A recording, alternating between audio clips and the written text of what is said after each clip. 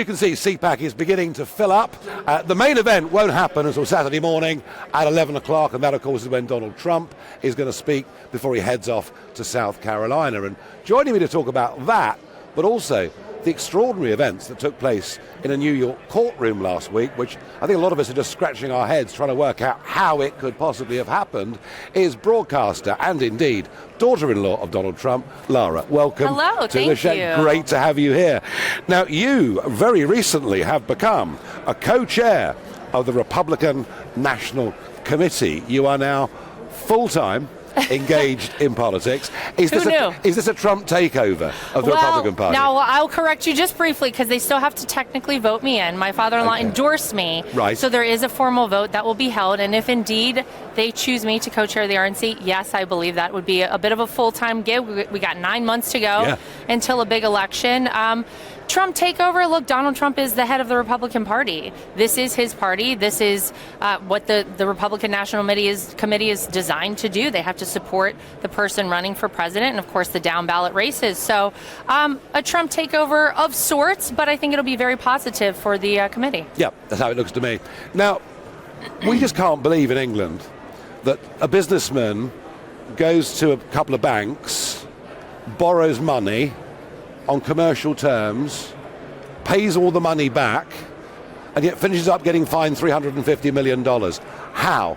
It's so egregious, Nigel. I mean, the truth is, this was all about politics from the beginning. You have Letitia James, the Attorney General of the state of New York, supposed to be running to, of course, protect citizens of that state. No, instead she ran a campaign on one thing: taking down Donald Trump. She was going to find something to take him down no matter what it cost her, no matter what she had to do. And by the way, at a time when New York is in shambles, where you have people getting pushed in front of the subway, you have criminals running rampant in the streets of New York, this is where the top law enforcement officer put her time, energy, and effort in a civil trial where, as you said, no damages. All of these banks made hundreds of millions of dollars. They actually called Donald Trump and the Trump Organization a whale. They wanted to do more business with them. It's so insane and it's so egregious that I think people look at this and they say, if these communist tactics take root, because that's exactly what it is. It's about election interference. It's about destroying a man who they don't want to see back in the White House here in the United States. If that sort of thing is able to happen in this country, we will lose the United States. I mean, he's a very determined bloke. He's a very tough guy. He's put up with an awful lot of stick over the years. Funny, isn't it? Before he entered politics, everyone loved him. Oh, it's amazing how that works, yes. As soon as you say you're a conservative, life changes. This must be getting him down, Lara. It's actually incredible. It's one of those things where I actually often check in with him, because if you're on an airplane and you see the flight attendants panic, then you're like, oh, I should panic.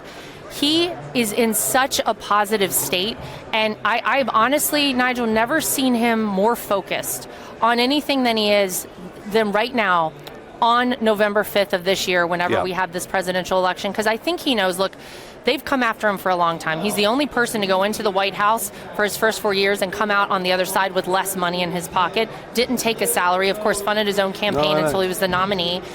But he's also the only person who can do the things we need to do to give this country back to the people. People in this country right now in America feel like our rights are being stripped away, that we are losing the country that we've all known and loved. And I think he understands that there's a reason they're fighting him so hard. He exposed a lot of the rot in Washington, D.C. the first 4 years in office. Those people are terrified to give Donald Trump another crack at it, because they know what he's capable of doing. I mean, he achieved a lot in the first 4 years, and particularly, actually, I mean, internationally. The Abraham Accords, pacifying to a large degree North Korea. These are very, very big achievements and recognised around the world. They really are. But domestically, he didn't manage to drain the swamp, did he? And they're the ones coming after him. Well, they're exactly the ones coming after him. I think he exposed the swamp, and I think 4 more years we're going to flush the toilet on the swamp if Donald Trump is president of the United States. There'll be a lot of loud cheering in this hall at CPAC if they believe that to be true. Absolutely. You want the swamp drained, don't you? Yes!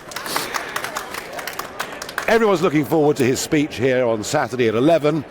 Like Ronald Reagan years before, he comes to CPAC every year. He wants to see the grassroots activists.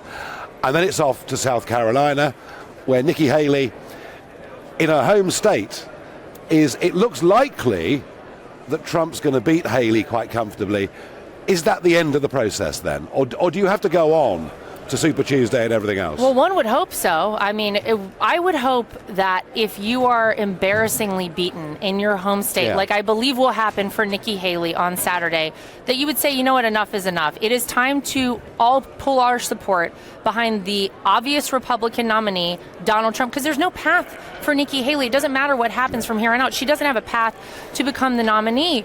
So that's what should happen. But you do have to ask yourself, why is she doing this? Why is she still in this race? And the only thing a lot of people can surmise is that she is banking on the least democratic, most un-American thing happening, which is that one of these crazy indictments takes Donald Trump out of the race and then she slides in there.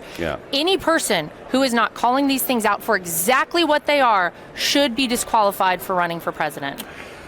And could one of these cases take him out of the race? I mean, I'm sure they're doing everything possible. I mean, who would have ever thought that you would see a $355 million fine for $0 lost by anyone? I'm sure they'll do everything possible, but what I can tell you is he is bound and determined. He doesn't care what it is they do to him, how they attack a business that he built his entire life, how they attack all of us in the family, because they continue to do that. He's focused on winning, he's focused on fighting, and he's focused on saving this country. Lara Trump, thank you for joining us. Thank you very much. Thank you. Great to have you.